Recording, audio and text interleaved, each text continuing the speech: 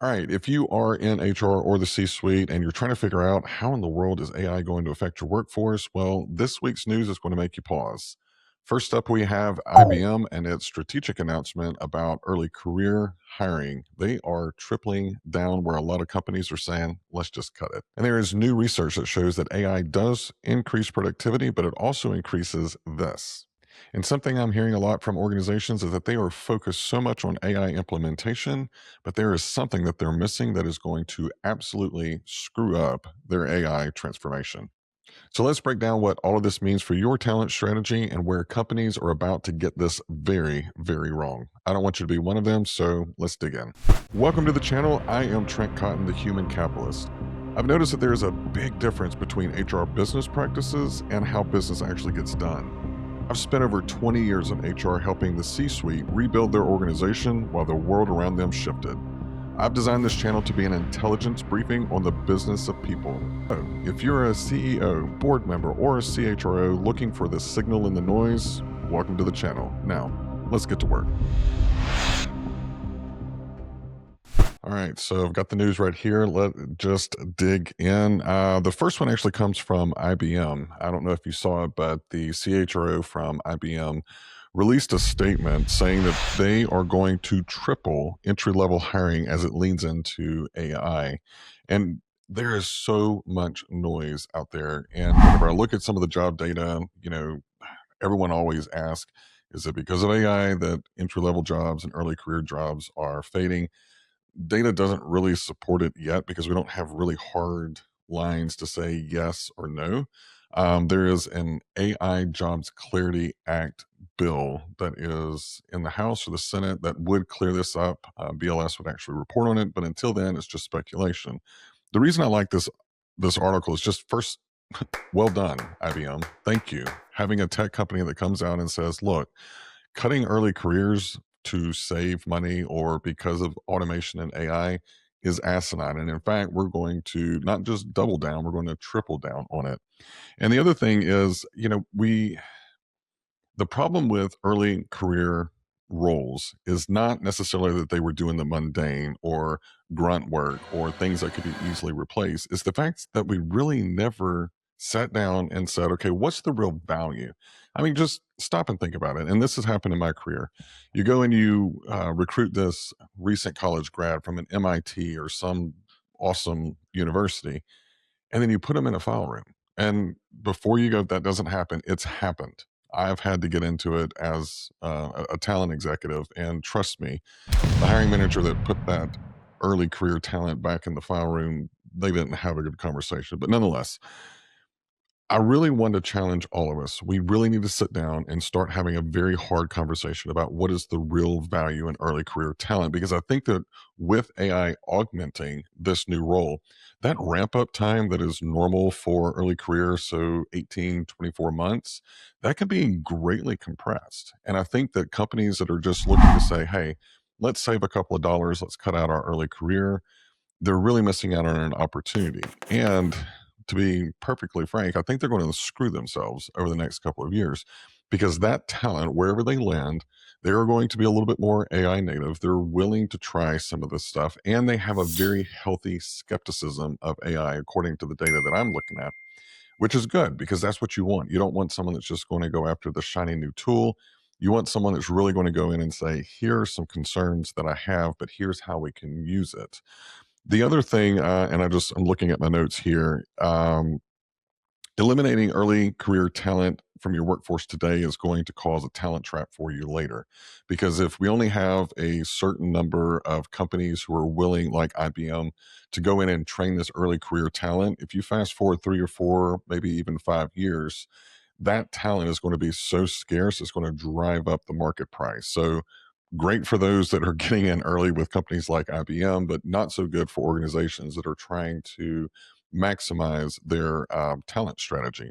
And I wrote something down that really just kind of jumped out at me.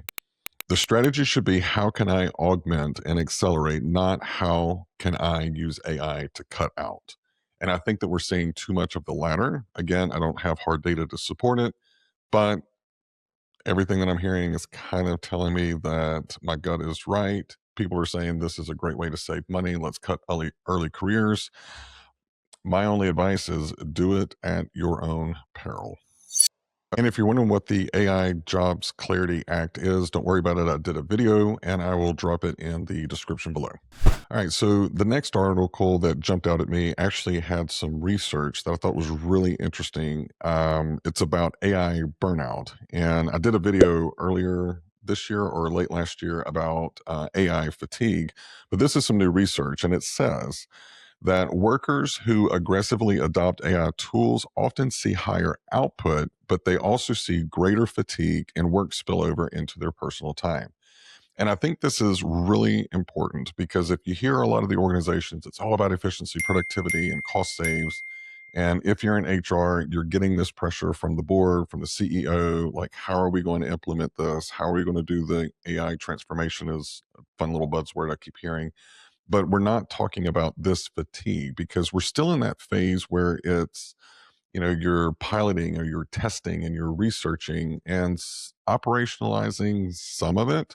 And in that part of the bell curve, there is a lot of stress. There's a lot of time investment. Now, on the back end of that, will you see increased in productivity and efficiency? Yes, absolutely. So if you stop and you think about personally how you're using ChatGPT or Gemini, whatever your LLM of choice is, it takes you a little bit of time to kind of understand how to talk to AI. The same thing happens in the workforce. They're having to learn how to use these new tools. It's changing their processes. And humans, we crave routine. So there's a lot of disruption going on in the brain, whether we realize it or not. And as HR, we really need to pause for a second. And there was a line in here that I wanted to read that really just kind of jumped out at me. It said, augmentation without intentional boundary setting and workload governance can accelerate burnout instead of improving well being. So, this tool that we're trying to put into the workforce to help alleviate some of the stress is actually causing more stress. Very counterintuitive.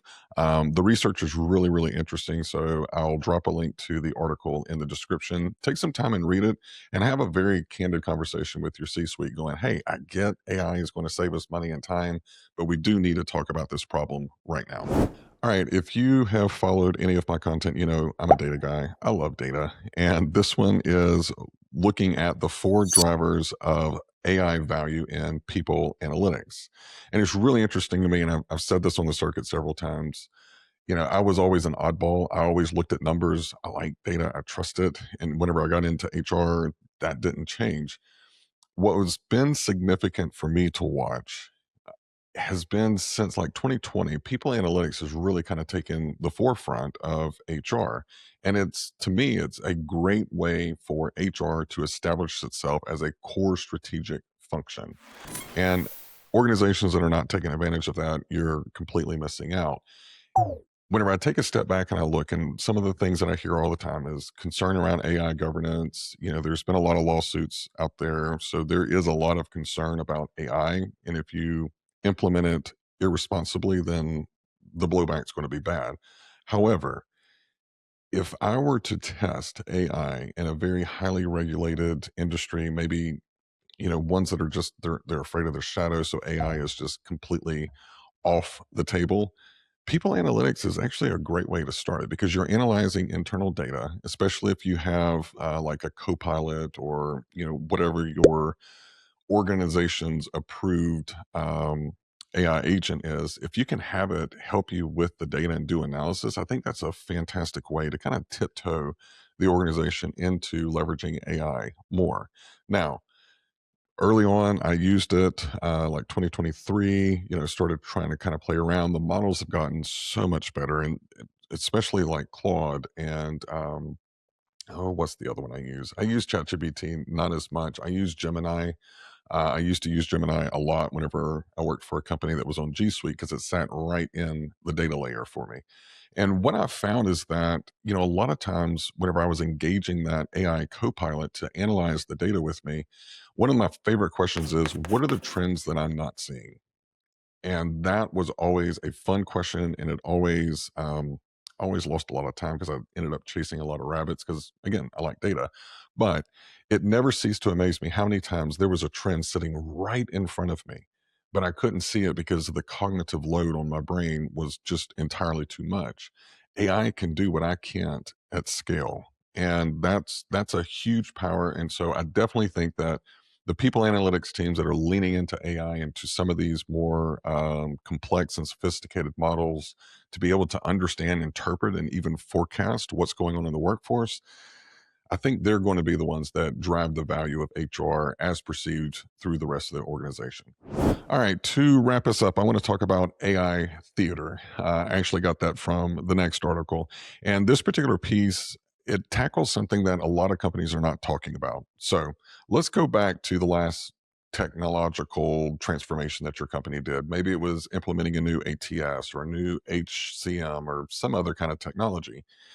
Think 6 months after you went live, everyone's celebrating, but how many of the HR professionals or whoever the end user was, how many of them were actually using it to its fullest capability? I'd say maybe 20% using Pareto's principle.